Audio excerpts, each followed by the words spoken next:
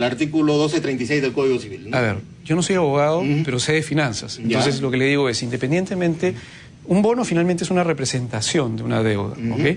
Y en el caso de Fonavi también existe detrás una deuda. No es un bono, no hay, digamos, no es un papel que represente una deuda, pero en ambos casos, si es que existe una deuda, tiene que haber dos cosas, una amortización de capital y un repago de la deuda o servicio de la deuda, básicamente intereses, ¿ok?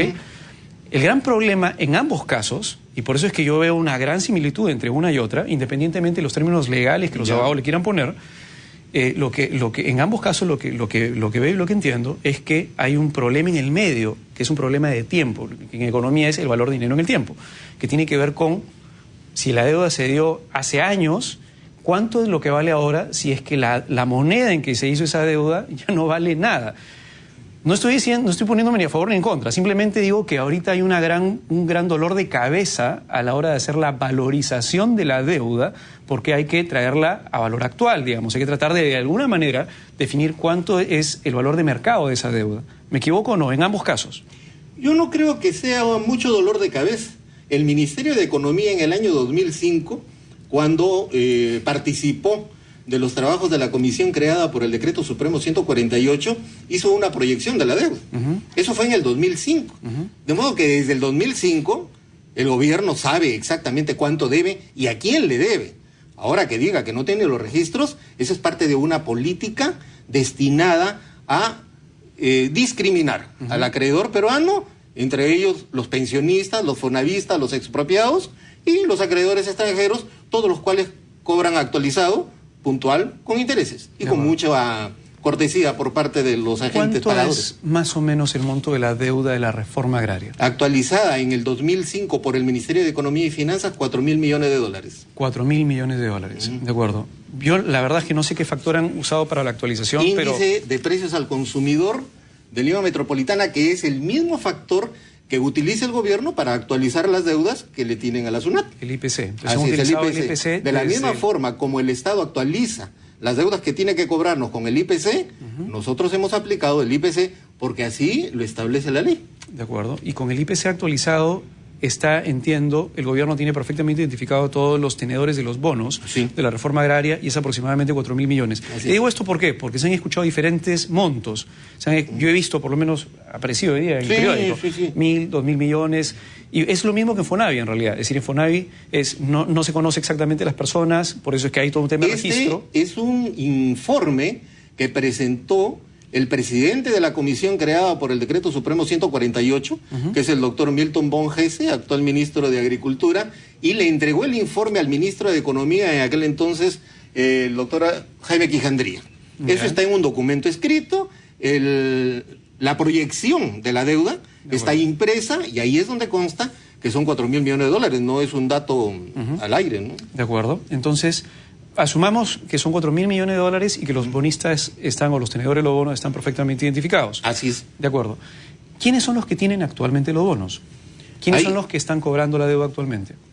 En el Poder Judicial hay aproximadamente 1 millar de procesos, seguidos todos por bonistas peruanos. Ya. La mayor parte de estos procesos son por bonos de la deuda agraria que actualizados no representan más de 2 millones de soles cada uno. De acuerdo. De modo que quienes realmente están actuando en la vía legal para que se realice el valor de sus pretensiones, todos son peruanos, todos han sido pequeños agricultores, todos han sido despojados de su propiedad, pero el Estado peruano dice no te pago. ¿no? Claro. Porque, ojo, hay sentencias del año 2009, sentencias de la Corte Suprema del año 2009, que el Ministerio de Economía no quiere atender. Hasta hoy le sigue diciendo al Ministerio de Agricultura que no hay plata, pues. Mire, para que tengamos una idea, cuando el Estado peruano, cuando el Ministerio de Economía en el año 2005 hizo una proyección de la deuda, hizo esta proyección de la deuda, el presupuesto de la República andaba por los 35.000 millones de soles. Hoy día el presupuesto de la República anda por 130.000 millones de soles. Se supone que deberíamos estar 4 o 5 veces mejor, pero no estamos. Ahora, por ejemplo, que vamos a cobrar gratificación, todos los analistas económicos y los consejeros espirituales nos dicen, si tienes deudas, aprovecha el aguinaldo y paga tus deudas. Fíjese, teníamos 35.000 millones de presupuesto en el año 2005. Ahora tenemos 130.000, nadie paga las deudas. No las pagan. Pero no se las pagan a los peruanos, nada más. Sí, a ver, para ir entrando, digamos, en el detalle, le hice una pregunta que me gustaría entender para que la gente nos entienda finalmente quiénes son las personas a las cuales se les debería pagar la deuda, porque usted bien dijo antes de la entrevista, aproximadamente el 90% de los tenedores originales, o sea, la gente que se le expropió, ya murió, probablemente. Y definitivamente los bonos, como cualquier instrumento financiero, puede ser colocado y tercerizado sin ningún problema, cosa que no significa que no se pague. Es decir, en realidad a nadie le debe importar quién tiene el bono. Así es. A nadie, porque alguien puede de repente haber dicho, oye, mira, yo apuesto y arriesgo mi dinero en comprar un bono barato para que en el momento en que lo paguen, en algún momento, y es un riesgo completamente financiero de alguien, compro 100 bonos y bueno, pago uno y a la hora que me paguen a mí el bono, ojalá que me paguen 100. Hay una ganancia financiera ahí, pero eso digamos, es un negocio, pero eso no significa que no exista la deuda igual existe, o debería existir. Pero mi pregunta actualmente, por eso le digo, es, ¿quiénes son los tenedores actuales de los bonos? Hay una gran mayoría de bonistas peruanos que en cantidad de personas constituyen aproximadamente pues el 70% de los acreedores. Hay una empresa americana que recibió el encargo de comprar bonos de la deuda agraria en el Perú porque iba a ser un magnífico negocio y aparentemente sí lo es, ¿no? Compraron bonos de la deuda agraria, ellos pueden haber comprado aproximadamente el 10% del valor total de la deuda, ¿no? O sea, quiere decir que si esta empresa, por ejemplo, finalmente se cobran los 4.000 millones, estaríamos hablando de 400 millones de dólares, y dependiendo de cuál es el valor del bono, digamos, podría ser una ganancia interesante. No significa esto, ojo, no. Sí, es decir, estoy hablando de la verdad, es decir, acá hay que decir las cosas por los dos lados. O sea, el problema es que hay muchas personas, políticos, expertos en la doctrina de la Yayay, que agarran, dice, toda la plata va a ir a pagar para pagarle a los americanos. Y todos nosotros que estamos haciendo juicio en ese poder judicial que ustedes acaban de analizar minuciosamente y que estamos 5, 6, 8 años en juicio, ya caímos en el saco, ya tenemos cara de gringos y que tampoco nos paguen y que no nos pagan.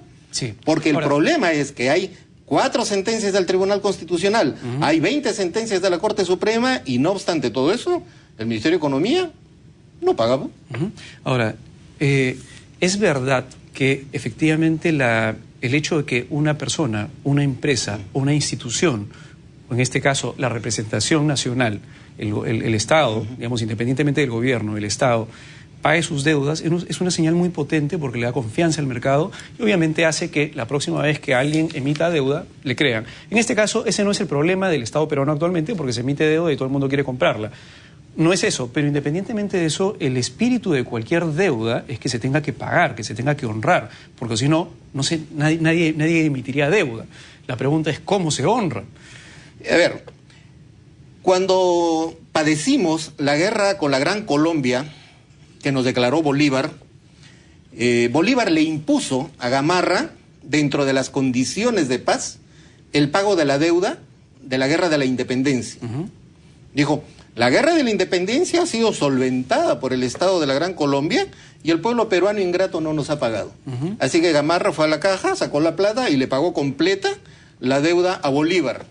Pero no le pagó la deuda a la Intendencia de Trujillo, que había desvencijado hasta las iglesias con tal de hacer el aporte con el que realmente se solventó el Ejército Libertador, ni tampoco le pagó a los morochucos, a todos los cuales la colonia le confiscó todas sus propiedades por el hecho de participar en la guerra en el bando de la independencia. Esa es una. Cuando tuvimos la infausta guerra del Pacífico, los gobiernos posteriores tuvieron la diligencia y el acomedimiento de pagar todos los empréstitos que se hicieron para la guerra. Al único que no le pagaron fue al coronel Francisco Bolognesi, al que le entregaron unos bonos por todo el dinero que él puso en la guerra. Señor Chunga, moraleja, nos quedan poco. Moraleja, a los peruanos nadie nos paga. Sí. Aquí, para que tenga una idea, esto que se está debiendo por bonos de la deuda agraria es una pequeña fracción de este gran incremento que ha tenido el presupuesto y bien pudo haber el Estado peruano organizarse para pagarlo, ¿no? Podríamos resumirlo así. A ver, no sé si ese finalmente es el espíritu. Todas las deudas que se contraigan, independientemente del gobierno, pues son deudas del Estado y por lo tanto representan a todos los peruanos. El Estado representa a todos los peruanos finalmente, deberían pagarse. En la medida en que, obviamente, es decir, por último, el espíritu debería ser el pago, y no solamente de los bonos de la reforma agraria, de FONAVI, o de cualquier otra deuda que realmente sea, que sea real, que exista sustento detrás. El tema siempre es, ya viéndolo desde el punto de vista financiero, es, mientras exista caja, debería pagarse. Obviamente, cuando hay caja, hay que pagarlo. Además... Probablemente no todo en conjunto, de repente con una valorización, con ciertos factores de ajuste, no lo sé, pero lo importante es que la señal sea potente. De repente no en un año, de repente en una cantidad de tiempo que esté definida, de repente, digamos, indexado algo, pero... Además, ADAEPRA, desde el primer día de su fundación, le ha presentado, le ha entregado al gobierno y al Congreso proyectos de ley para convertir la deuda en inversión productiva, para que la deuda se pague con nuevos bonos colocados en el mediano plazo. Este proyecto tiene 10 años, ya pasaron 10 años más que estas personas, los titulares de las expropiaciones, ya cada día están con menos expectativa de vida. Sí. Ya tampoco le vamos a decir, ¿sabes qué? Te coloco nuevamente bonos a 35 años. Así ¿no? es, señor Chunga. Pero ese proyecto todavía estaba ofrecido, todavía está vigente y es importante que el gobierno se pronuncie sobre eso, ¿no? Señor Chunga, en todo caso, bueno, finalmente para cerrar, las deudas se deben pagar. La pregunta es cómo. Hay que ver un esquema financieramente viable también para que no desestabilice el erario nacional, pero al final lo importante es la señal. La señal del mercado tiene que ser clara. Se pagan las deudas. Muchas gracias, señor Chunga, por venir a Punto Económico y volvemos con más en la tercera parte del programa. Volvemos.